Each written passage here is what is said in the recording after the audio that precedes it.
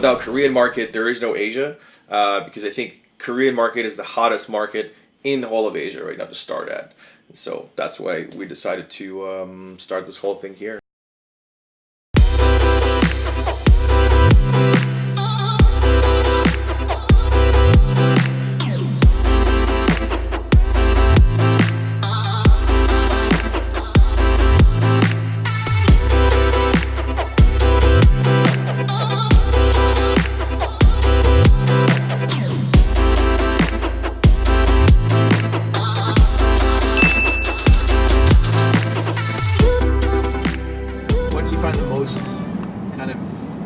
Interesting. What are the projects that you find the most interesting? Me? Because a lot of these, sometimes I still wonder, like the actual, you. Right. I actually wonder, like, what are the contributions, the value of the average project you see here. So when you hear people talking or whatever, what excites you? What are the things that you find are really, like, cool innovations that you hear about? Yeah, well, anything that has some idea of something new that hasn't been tried before excites me. I like seeing projects take chances and do something reckless and crazy. But that hasn't been done before. Yeah. Because even if they fail and they do something that doesn't work, at least somebody else picks up and takes it further. You know, so over the years we've seen coins that are just copycats, but they've tweaked the parameters to such levels that nobody thought was going to work, and then that shit works. Create something new. Yeah, and then it long term was no sustainability for that project, but it kind of told people that we can have higher blocks sizes and we can have shorter propagation for the network and when the blocks are mined, and block speed and a bunch of things that just kind of start to become more apparent with trial and error. Yeah. And Litecoin, for example, is a good example. Yeah. It's 2 minutes per block instead of 10. Satoshi thought 10 is going to be enough, so there's no orphan blocks being mined on the network. At the beginning, it was impossible to guess that, right? Where did the inspiration for Vellis come from then? Like, were you, like, obviously it's been something that you've been thinking about for a while. Yeah. But, like, I assume you didn't get that from coming to these events, but... No, well, I mean, it comes from everything together combined. It was sort of, the thing with Vellis was, it's been thought of for a while from the perspective of, all these changes and all these different coins, and all this useless mining and all this useless governance systems, like, there's got to be, I always believe the solution always has to be simple and fix all the problems, if that makes any sense. So I think of Vellis sort of like a unified formula, that Einstein was looking for. Like, he was trying to find a formula to unify quantum physics with regular physics. The ultimate formula that ties everything together. And he never really got to it, but he always said it's going to be something very simple, right? Once you figure it out.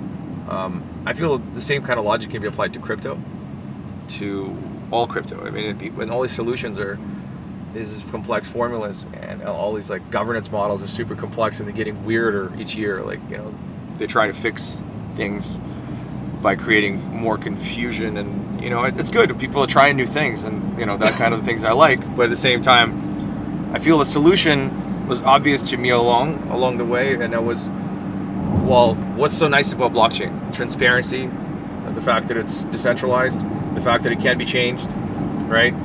So then, why don't we finish that with governed by a computer model? Because then there's no human involvement, and then it's really unchangeable, and it's really has no influence, and it completes the whole loop. Yeah. So the whole thing is complete with proper start to finish. Because current blockchains have start, ideas there, and then there's no finishing. There's like the governance is finishing by people, and it's like, what is going on here, right? So what's stopping? Like, I know you had meetings with the Ukrainian president about implementing blockchain solutions to make governance, different kind of governance, right, kind of like political governance, more transparent. Well, the voting for governance can be done on the blockchain, and it's beneficial hugely right away. Well, I guess my question is, how you're talking about that there's solutions that are becoming very, very complicated. Yeah. But then sometimes these applications are very, very simple, and that's like a weird dichotomy, isn't there? Like, that what we need in the world is these simple solutions, but maybe the answers to those solutions are really, really, really complicated. Or is it just a matter of not enough political will, or is it businesses aren't? Yeah. So the thing is you got to realize that not every government wants transparent voting. I'm not sure. I'm actually convinced U.S. wants that. Because they have the old, outdated voting machines that are easily manipulated, and every year they do like a little survey and find out that these voting machines can easily be compromised. This place doesn't count correctly. You know, it's essentially like an archaic system that runs the whole democracy. In Canada, don't get me started. They literally give you a pencil and the paper, and when you vote, you're like, wait, can I use a pen? They're like, no, you have to use a pencil. I'm like, wait, hold on a second. Can't you just not like erase it? And the woman at the voting booth, like at the voting station, told me, well, we would never do that. This is Canada. Yeah. So I'm like, oh, a trustless system. I'm like, oh, okay. Focusing primarily on the Asian market right now.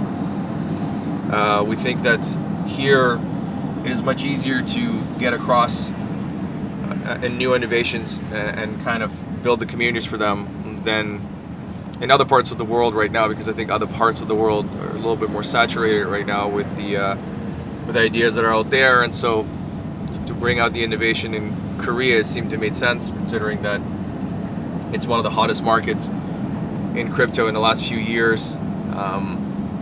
It is very responsive and very understanding market, which you don't find pretty much anywhere else at the moment, other than maybe, well, Ukraine is an exception. I was just meeting with the Ukrainian president, and it was a good meeting. They're looking at using blockchain to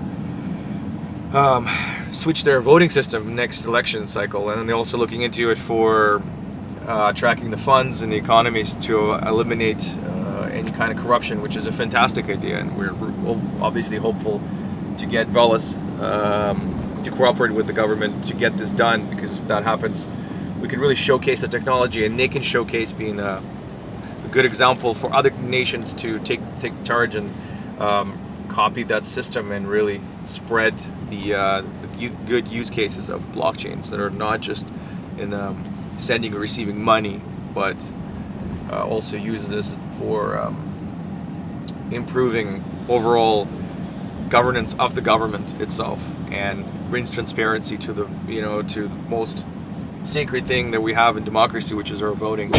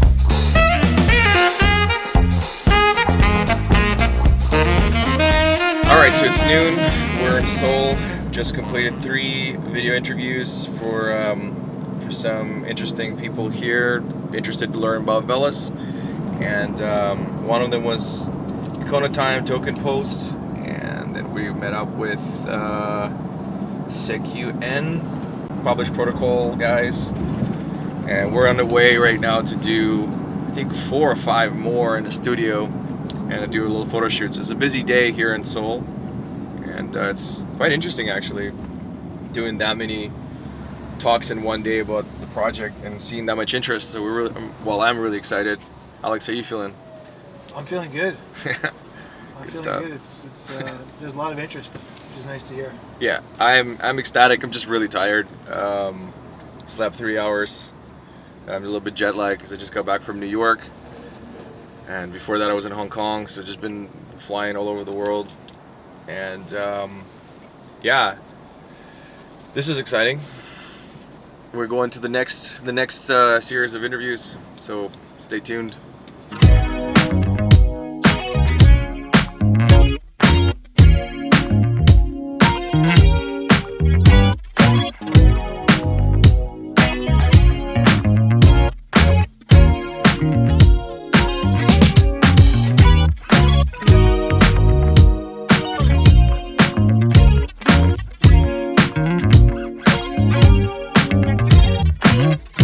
guess I got interested in it because it was the first time I saw that money could be created by people themselves without government's involvement and truly have value.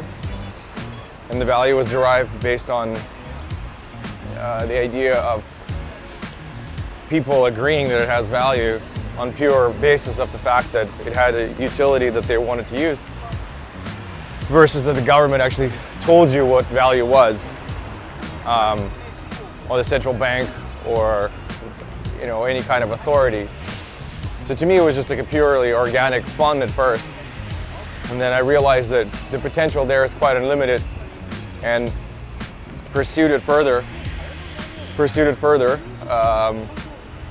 and kind of never looked back. I really love the industry. I love the innovation. I love the idea of what is happening in blockchain, and I want to see it through, and I want to keep upgrading, and I want to keep innovating as much as I can in it. We have to go that way.